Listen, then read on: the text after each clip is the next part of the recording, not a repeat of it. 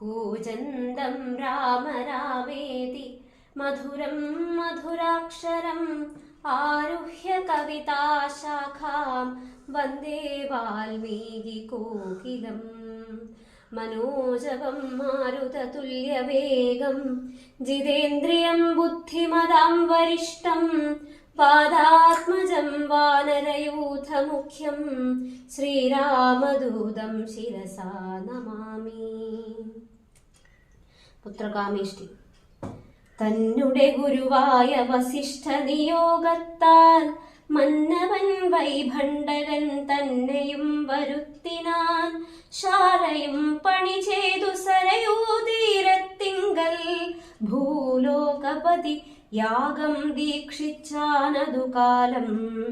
അശ്വമേധാനന്തരം താപസന്മാരുമായി വിശ്വനായക സമനാകിയ ദശരഥൻ വിശ്വനായകനവതാരം ചെയ്വതിനായി വിശ്വാസഭക്തിയോടും പുത്രകാമേഷ്ടി കർമ്മം ഋഷ്യശൃംഗനാൽ ചെയ്യപ്പെട്ടൊരാഹുതിയാലേ വിശ്വദേവതാഗണം തൃപ്തമായതു നേരം.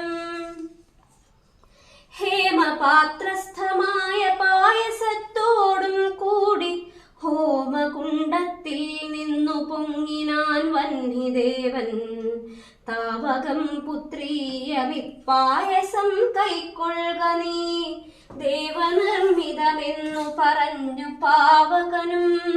ഭൂപതി പ്രവരനു കൊടുത്തു മറഞ്ഞിതു താപസാജ്ഞയാ പരിഗ്രഹിച്ചു നൃപതിയും.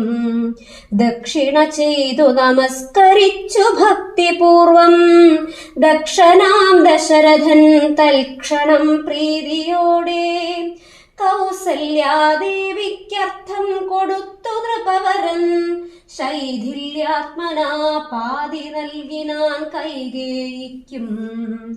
അന്നേരം സുമിത്രയ്ക്കു കൗസല്യാദേവി താനും തന്നുടെ പാതി കൊടുത്തിടിനാൽ മടിയാതെ. എന്നതു കണ്ടു പാതി കൊടുത്തു കൈകേയിയും മന്നവനതു കണ്ടു സന്തോഷം പൂണ്ടാനേറ്റം.